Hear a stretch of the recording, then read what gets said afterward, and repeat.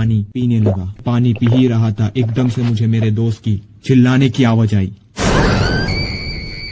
वो काफी तेज चिल्लाया जिससे मैं भी डर गया था। मैंने जाके उससे डायरेक्टली पूछा क्यों चिल्ला रहा है। वो नॉन स्टॉप क्लासरूम की सीलिंग की तरफ उंगली दिखा रहा था। मैंने उस तरफ देखा जब, और हाँ फिर मैं क्या देखता हूँ, वहाँ पर किसी के हाथों के निशान बिल्कुल लाल ताजा खून की तरह। सोचे समझे बस उसे देखते जा रहा था। मुझे यकीन नहीं हो रहा था ये कैसा निशान हो सकता है, कोई बच्चे का वहाँ हाथ कैसे जा सकता है। मुझे कुछ समझ नहीं आ रही थी, मैं बस डरे जा रहा था, एकदम से।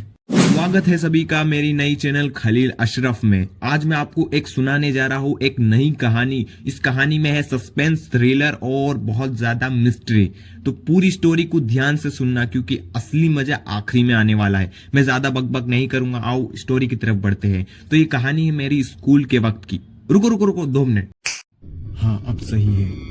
ये कहानी है मेरे स्कूल के वक्त की। जैसे कि मैं सरकारी स्कूल में पढ़ता था। उस दिन हमारा पीटी का पीरियड था और हाँ हमारी टीचर हमें पीटी का पीरियड बहुत मुश्किल से दी थी। उस दिन सारे बच्चों ने बहुत मिलकर हमारी टीचर को समझाया और मनाया हमें प्लीज, क्योंकि हमारा पीटी का पीरियड लेने के लिए कोई खास तौर पे टीचर या सर नहीं हुआ करते थे। हम लोगों को जो खेलना हो खेलो, जो रमना हो रमो, जो भी करना हो करो। जिसको घर जाना होता था वो घर चले जाता था क्योंकि जल्दी छुट्टी हो जाती थी। क्योंकि पीटी का मतलब यही होता है कि छुट्टी, मतलब आपको खेलना हो स्कूल के गार्डन में तो आपकी मर्जी। और ज्यादा से ज्यादातर जो बच्चे हुआ करते थे वो ज्यादा देर नहीं खेलते थे। खेलने कूदने से ज्यादा उन्हें खुशी घर जल्दी जाने से हुआ करती थी। मगर मैं और मेरे दोस्त, जैसे फूल पे मधुमक्खी गोल गोल घूमती है, वैसे हमारे दोस्त और मैं पूरी स्कूल में गोल गोल घूमते रहते थे।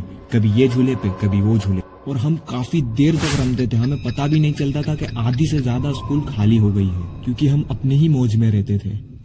दूसरी क्लास के एक बच्चे ने आके हमें कहा तुम्हारी पूरी क्लास खाली हो चुकी है, तुम क्या कर रहे हो। मगर मेरे दोस्त और मैंने उस बात को मजाक में ले लिया और उसे कह दिया अबे चल अपने काम से काम रख, निकल। और जब हमने आजू बाजू देखा तो दूर दूर तक कोई भी बच्चा नहीं था। टीचर ऑफिस में थे और चौकीदार मेन तौर पे उसकी छोटी सी शॉप में हुआ करता था। उसकी हमारे वहाँ एक छोटी सी शॉप थी जो छोटी मोटी चीजें या फिर खाने की चीजें बेचता था, तो उसकी शॉप में था वो। और पूरी स्कूल लिटरली खाली हो चुकी थी। फिर मैंने अपने दोस्तों को कहा काफी लेट हो चुका है, चलो घर। फिर मेरे दोस्तों ने कहा अबे घर जाके करेगा क्या, चलने अब ये खेल लेते, और वो वाले झूले पे तो ज्यादा मजा आएगा खेलने में। ऐसे ही करते करते हमने 10-15 मिनट और निकाल दिए, मगर हमें पता नहीं था हमारे साथ आगे क्या होने वाला है। फिर मैंने अपने दोस्तों को कहा अब हम लोग काफी थक चुके हैं, अब हमें घर चलना चाहिए। और फिर जब हम क्लास में जाके देखते हैं तो क्लास में सिर्फ हमारे 2 बैग ही पड़े थे और पूरी क्लास खाली।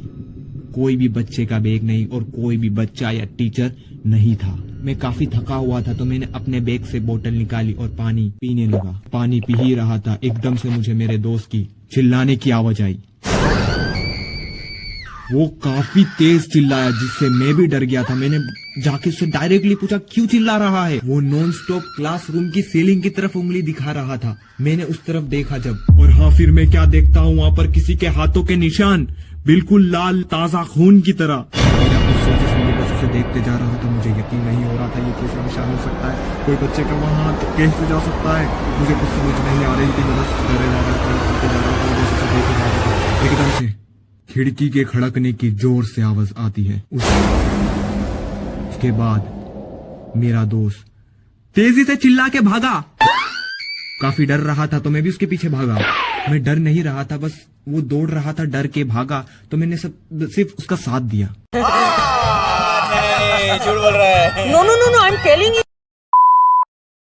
उस दिन के बाद से मेरे दोस्त की मैंने आंखों में एक अजीब सा खौफ देखा और वो नॉन स्टॉप भागे ही जा रहा था और मैं भी उसके पीछे नॉन स्टॉप भागे ही जा रहा था। एकदम से जो हमसे पहले लेके जो बैग निकले थे मेरे दोस्त, उन लोगों ने हमसे पूछा क्यों भाग रहे हो इतने तेजी से। और फिर ये सारा वाकया मेरे अपने दोस्तों को बताया। उन लोगों ने मेरी बात पे यकीन नहीं किया, मगर मेरे मन में एक उत्साह बढ़ गई थी ये जानने के लिए कि वो हाथ के निशान किसके थे। और मैंने अपने सारे दोस्तों से वादा कर दिया जिस किसी के भी हाथों के निशान हैं उसे हम पकड़ेंगे। मगर मुझे नहीं खबर था इसके आगे मुझे करना क्या है। मुझे ये खबर था कि वो किसी बच्चे के हाथों के निशान हैं, वो भी हमारे उम्र के बच्चे के निशान थे, यानी कि हमारी क्लास का ही था वो बच्चा। मगर उसे पकड़ना कैसे है वो मुझे नहीं खबर था।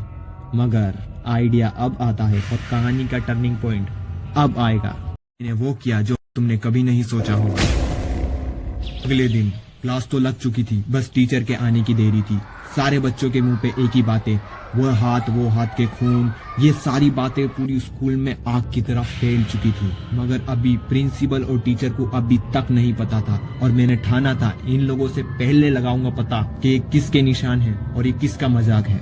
ऐसे तो मैं सबसे पीछे वाली बेंच पे बैठता था, मगर उस दिन में सबसे आगे वाली बेंच पे खड़े होकर मैंने कहा, अंटी संटी मंटी, ये जिस किसी के हाथ के निशान है उसकी। अच्छा मैं समझ गया, आगे बोल। हाँ, बस यही हुआ। जैसे तुमने मुझे कैसे रोका इसके आगे बोलने से, वैसे ही मुझे एक लड़के ने इसके आगे बोलने से रोका और वो पकड़ा गया। ये सब के पीछे उसका ही हाथ था। ये कैसे हो गया है? बताता हूँ, मेरे पास भी उसके लिए बहुत सारे क्वेश्चन थे, सब्र करो। मेरा सबसे पहला क्वेश्चन ये था कि रेड केमिकल कहाँ से लाया खून जैसा। उसने बोला रेड पेन। किसके पास होती है रेड पेन तो भाई? और हम लोगों ने रेड पेन का एक फर्क नहीं देख पाए। सारे दोस्त लोग डर गए, भागम दौड़ी शुरू कर दी। रेड पेन लीकेज हो गई थी, सरल भाषा में बोलूं तो टूट गई थी। और उसने रेड इंक को अपने हाथ में अच्छी तरह घस लिया, जिससे उसकी छाप अच्छी तरह छूटे, जिससे लोगों को लगे रियल है, खून की तरह। फिर उसने अच्छी तरह छाप छोड़ दी। मेरा दूसरा क्वेश्चन ये था, इतनी ऊंची चढ़ के छाप छोड़ी कैसे? ये तो काफी आसान था, बेंच पे चढ़ के। जैसा बच्चा भी छाप छोड़ सकता है बेंच पे चढ़। और मेरा लास्ट और थर्ड क्वेश्चन था, वो खिड़की खड़की कैसे? उसका भी सरल आंसर था, हवा से। स्कूल खाली थी, हवा तेज थी तो खड़क गई खिड़की। मगर कुछ भी बोलो, स्टोरी में दम था और स्टोरी के साथ आपके भाई के आइडिया में भी दम था। Wow, what a piece of art! क्या फिल्म है ये! तो फ्रेंच सिनेमा है। इस फिल्म को तो ऑस्कर में जाना चाहिए। ऑस्कर क्या होता है? कहाँ है इस फिल्म के डायरेक्टर? वीडियो देखने के लिए बहुत बहुत धन्यवाद और शुक्रिया। अगर वीडियो जरा सी भी अच्छी लगी हो तो चैनल को सब्सक्राइब कर देना, क्योंकि ये वीडियो बनाने में बहुत बहुत बहुत मेहनत लगी है। प्लीज चैनल पे नए हो तो सब्सक्राइब कर देना और बेल आइकन पे भी क्लिक कर देना, ताकि हमारी वीडियो की नोटिफिकेशन आप तक जल्द आ जाए। एंड में बस यही कहना चाहूंगा, जमाने में कर दो ऐलान, चारों तरफ होगा अपना नाम। आज के लिए बस इतना ही, जब तक के लिए सलाम।